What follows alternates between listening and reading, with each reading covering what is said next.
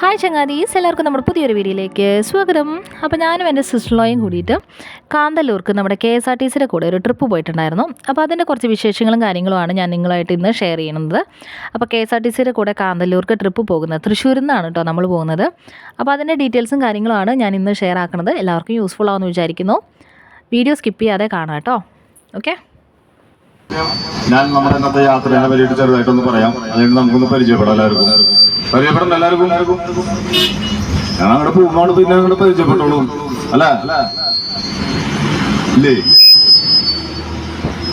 അപ്പോൾ അങ്ങനെ പരിചയപ്പെടലും കാര്യങ്ങളൊക്കെ കഴിഞ്ഞിട്ട് നമ്മളിതാ ബ്രേക്ക്ഫാസ്റ്റ് കഴിക്കാനായിട്ട് ഒരു ഹോട്ടലിൽ നിർത്തിയിട്ടുണ്ടായിരുന്നു. നല്ലൊരു പ്രീമിയം സെറ്റപ്പ് ഹോട്ടലായിരുന്നു കേട്ടോ. നല്ല ഫുഡും കാര്യങ്ങളൊക്കെയാണ്. അപ്പോൾ ബ്രേക്ക്ഫാസ്റ്റിൻ്റെയും ഡിന്നറിൻ്റെയും ക്യാഷ് നമ്മൾ സെപ്പറേറ്റ് എടുക്കണം. പിന്നെ നമ്മൾ പറഞ്ഞിട്ടുണ്ടായിരുന്നത് ഭൂരിഭാജി ആയിരുന്നു. തരക്കേടില്ലാത്ത ഫുഡായിരുന്നു കേട്ടോ. തരക്കേടില്ല എന്നല്ല, നല്ല ഫുഡായിരുന്നു. അപ്പോൾ അതൊക്കെ കഴിച്ചിട്ട് നമ്മളൊന്ന് റിഫ്രഷും കൂടെ ചെയ്തിട്ടാണ് പിന്നെ വണ്ടിയിലേക്ക് കയറുന്നത്. ഇത് പിന്നെ ഒരു അത്തിപ്പഴത്തിൻ്റെ ആണെന്ന് തോന്നുന്നു. കണ്ടിട്ട് അത്തിപ്പഴമാണെന്നാണ് തോന്നിയത്. ഇത് അറിയാവുന്ന ആരെങ്കിലും ഉണ്ടെങ്കിലും ഒന്ന് പറഞ്ഞു തരണേ. പിന്നെ നമ്മളിത് ഫുഡൊക്കെ കഴിച്ച് കഴിഞ്ഞിട്ട് ഡീസൽ അടിച്ചപ്പം നല്ല ഒന്നൊരു വെളിവ് വന്നു. അതുവരെ ഇങ്ങനെ ഉണങ്ങി തൂങ്ങിയിരിക്കുകയായിരുന്നു. കാരണം രാവിലെ 5 മണിക്കാണ് നമ്മുടെ തൃശ്ശൂർ KSRTCയിൽ നിന്ന് ഈ ട്രിപ്പ് സ്റ്റാർട്ടാവുന്നത്. ഒരാൾക്ക് 1730 രൂപയാണ് നമുക്ക് ചാർജ് വരണത്. അതിനകത്ത് ട്രക്കിങ്ങും അതുപോലെ തന്നെ ലഞ്ചും ഇൻക്ലൂഡഡ് ആയിരിക്കും. ബാക്കി ബ്രേക്ക്ഫാസ്റ്റ്, ഈവനിങ് ടീ ഒക്കെ ഡിന്നറും ക്യാഷ് നമ്മൾ സ്വന്തം എടുക്കണം കേട്ടോ. പിന്നെ നമ്മുടെ ഫസ്റ്റ് ഡെസ്റ്റിനേഷൻ എന്ന് പറയുന്നത് ഈ ഒരു ചീയപ്പാറ വാട്ടർഫോൾസ് ആയിരുന്നു. അവിടെയാണ് വണ്ടി ആദ്യം നിർത്തി തന്നത്. നമുക്കൊരു 15 to 30 മിനിറ്റ്സ് നമുക്കവിടെ സ്പെൻഡ് ചെയ്യാനുള്ള ഒരു ടൈമിംഗ് അവർ പറയും. എല്ലായിടത്തും ഇറക്കുമ്പോഴും അവർ ഒരു ടൈമിംഗ് പറയും. അപ്പോൾ ആ സമയത്ത് തന്നെ നമ്മൾ തിരിച്ച് എത്തിക്കഴിഞ്ഞിട്ടുണ്ടെങ്കിൽ നമുക്ക് എല്ലാ സ്ഥലവും നന്നായിട്ട് കവർ ചെയ്യാൻ പറ്റും കേട്ടോ. നമ്മളൊരു 4th സാറ്റർഡേ ആണ് പോയത്. അതുകൊണ്ട് തന്നെ നല്ല തിരക്കും കാര്യങ്ങളുണ്ടായിരുന്നു. വെള്ളച്ചാട്ടത്തിൽ അത്യാവശ്യത്തിന് ഈ വേനൽക്കാലത്ത് നോക്കുമ്പോൾ അത്യാവശ്യത്തിന് വെള്ളം ഉണ്ടായിരുന്നു. മഴക്കാലമൊക്കെ ആണെങ്കിൽ നല്ല ഹെവി വാട്ടർഫോളാണ് കേട്ടോ ഇത്. പിന്നെ അവിടുത്തെ ഈ ഒരു 10-15-20 മിനിറ്റത്തെ കാഴ്ചകളും കാര്യങ്ങളൊക്കെ കണ്ടതിന് ശേഷം നമ്മൾ വീണ്ടും നമ്മുടെ ബസ്സിലോട്ട് കയറി. ഒരു 41 പേരാണ് നമുക്ക് ടോട്ടൽ നമ്മുടെ ബസ്സിലുണ്ടായിരുന്ന യാത്രക്കാർ. ഇതിനു മുമ്പ് ഞാൻ മാംഗോ മഡോസിൽ പോയിരുന്നു. അപ്പോഴും സീറ്റ് ഫുള്ളാണ് കേട്ടോ. പിന്നെ നല്ല എൻ്റർടൈൻഡ് ആണ് എല്ലാവരും. പിന്നെ ഇവിടെ ഒരു എലിഫൻറ്റ് ഫാം എന്ന് പറഞ്ഞ ഒരു ഏരിയ ഉണ്ട്. നമ്മൾ മൂന്നാർ പോകുന്ന റൂട്ടിൽ. അവിടെയുള്ള ഈ സ്പൈസസ് ആൻഡ് ഹണി ആ ഒരു സംഭവത്തിലാണ് നമുക്ക് പർച്ചേസിന് വേണ്ടിയിട്ട് നിർത്തി തന്നത്. ഭയങ്കര കത്തി വിലയായതുകൊണ്ട് അവിടെ നിന്നൊന്നും വാങ്ങിച്ചില്ല. തൊട്ടപ്പുറത്തെ കടയിൽ നിന്ന് ഒരു വാട്ടർമെലൺ ജ്യൂസും വാങ്ങിച്ച് ഞാനും അച്ചും കൂടെ ഇങ്ങനെ ലാത്തി അടിച്ചിരിക്കുകയായിരുന്നു.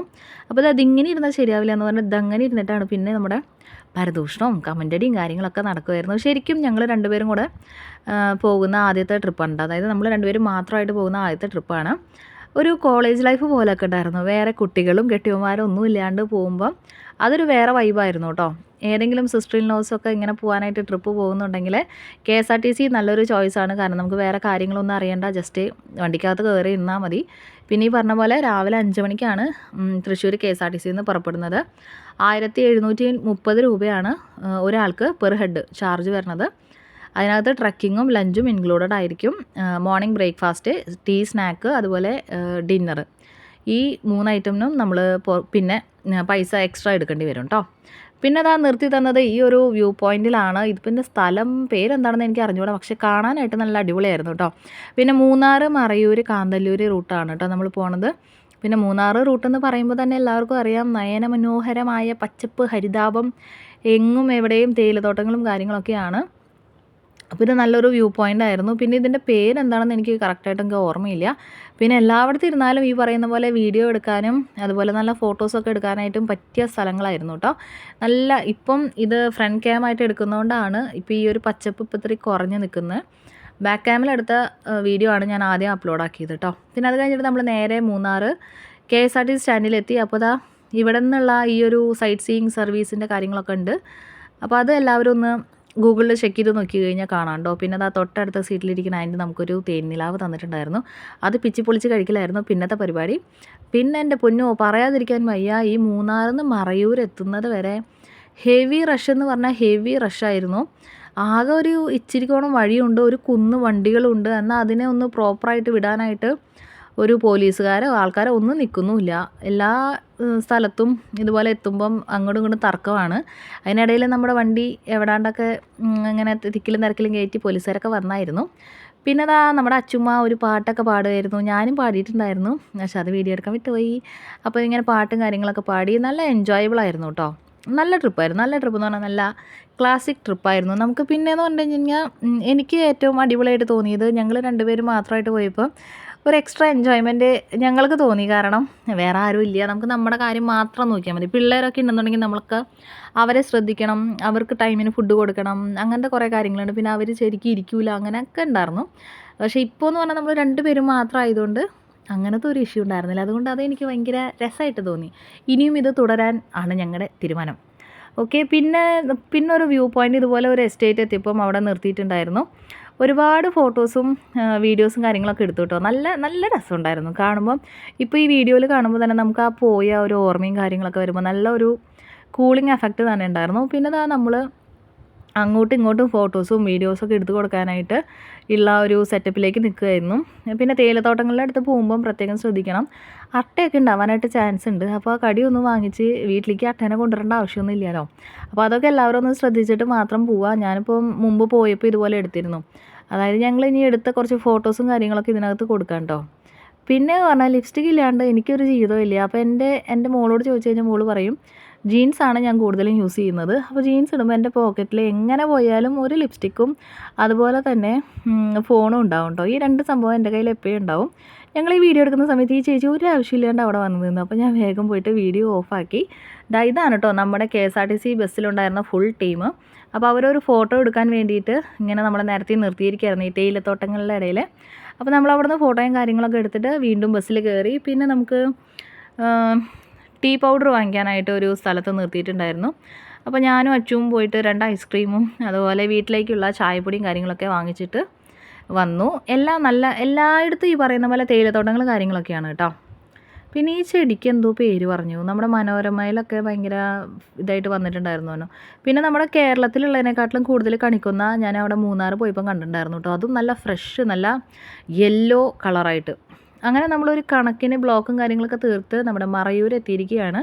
ഇനി ഫുഡിന് വേണ്ടിയുള്ള വെയിറ്റിംഗ് ആയിരുന്നു. അപ്പോൾ നമുക്ക് അവിടെ ഒരു വെയിറ്റിംഗ് റൂം ഉണ്ടായിരുന്നു. അപ്പോൾ ഞാൻ ജസ്റ്റ് അച്ചുവിൻ്റെ മടിയിൽ കുറച്ച് നേരം അങ്ങനെ കിടന്നു. പിന്നെ റേഞ്ച് വരവും പോക്കും കാര്യങ്ങളായതുകൊണ്ട് തന്നെ ആരെയും വിളിക്കാനും കാര്യങ്ങളൊന്നും പറ്റിയില്ല. പിന്നെ അവിടുത്തെ വൈഫൈൻ്റെ പാസ്വേഡ് ഞാൻ ജസ്റ്റ് വെറുതെ ഒന്ന് അടിച്ചു കൊടുത്തായിരുന്നു. അപ്പോൾ ജസ്റ്റ് പാസ്വേഡ് അങ്ങനെ ഓണായി വന്നതുകൊണ്ട് അവിടെ എത്തിയപ്പോൾ കുറച്ച് നേരം ഫോണിലൊക്കെ പിടിച്ചങ്ങനെ ഇരുന്നു. പിന്നെ ഇതാ ഫുഡും കാര്യങ്ങളൊക്കെ കഴിച്ച് കഴിഞ്ഞു. അവിടുന്ന് ഫുഡ് കിട്ടാനായിട്ട് ലേറ്റ് ആയിട്ടോ. ആകെപ്പാടെ ഈ ഒരു ട്രിപ്പിൽ എനിക്കുണ്ടായൊരു ഡ്രോബാക്ക് എന്ന് പറയുന്നത് നല്ല റഷ് ഉണ്ടായിരുന്നു. റഷ് പിന്നെ ആരുടെയും കുറ്റമായിട്ട് പറയാൻ പറ്റില്ല. പക്ഷേ നമ്മളവിടെ എത്തിയപ്പോഴത്തേനും അവരവിടെ ഫുഡ് വെച്ചിട്ടുണ്ടായിരുന്നില്ല. ഫുഡ് അവിടെ പ്രോപ്പറായിട്ട് ഉണ്ടായിരുന്നില്ല. അപ്പോൾ നമ്മൾ ഉച്ചയ്ക്കലത്തെ ഫുഡ് കഴിച്ചപ്പോൾ ഏകദേശം ഒരു 3:30 ആവാറായി. വയറ്റിലൊക്കെ കാറ്റ് കിടന്ന ഒരു പരുവായി.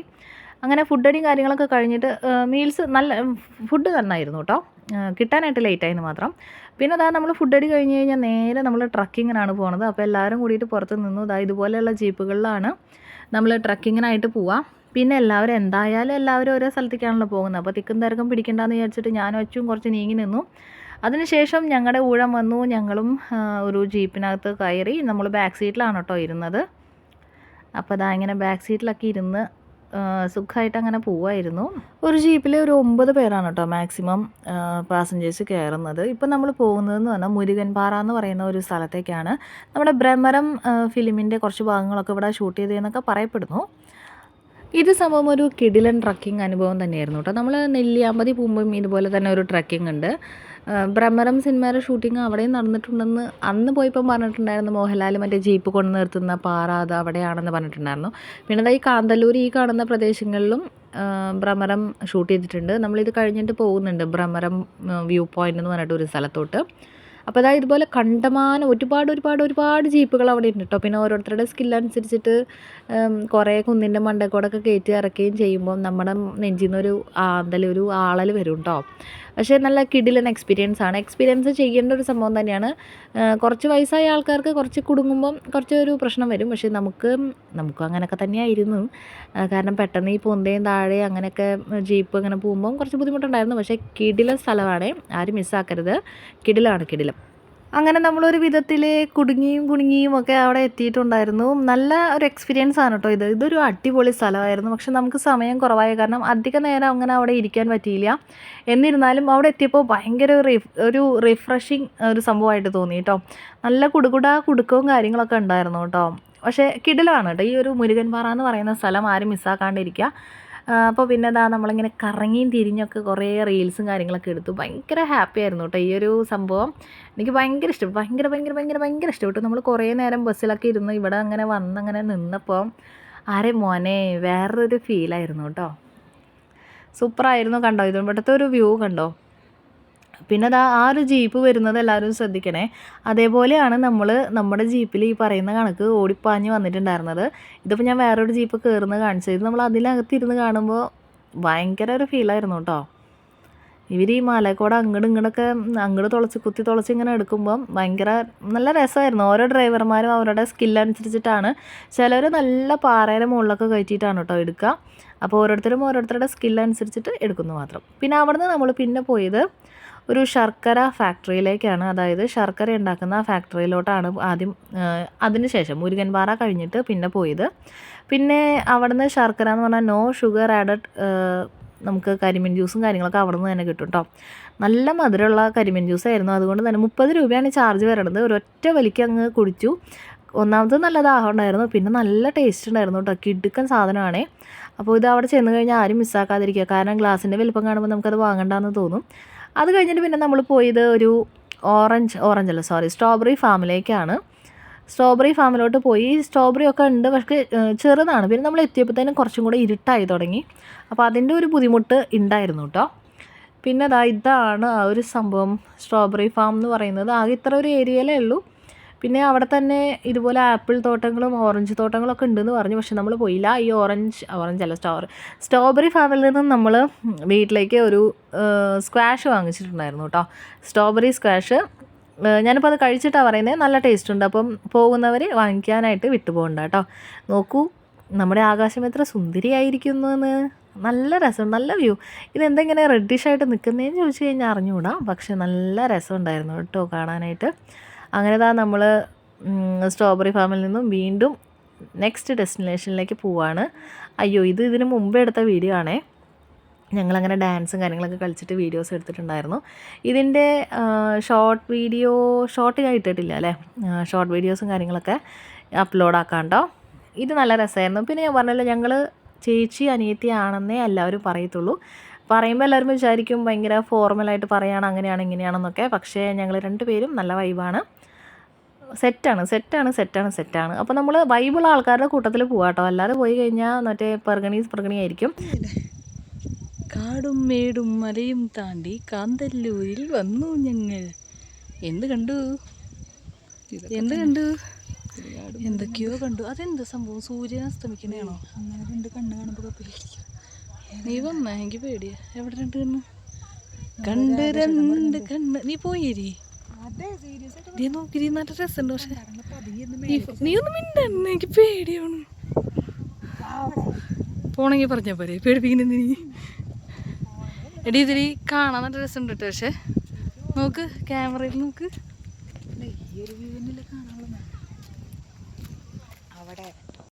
ഞങ്ങൾ രണ്ടുപേരും തീരെ പേടിയില്ലാത്ത ആൾക്കാരാണെന്ന് ഇപ്പോൾ മനസ്സിലായില്ലേ. അപ്പോൾ ഇതാണ് കേട്ടോ നമ്മുടെ ഭ്രമരം വ്യൂ പോയിന്റ്.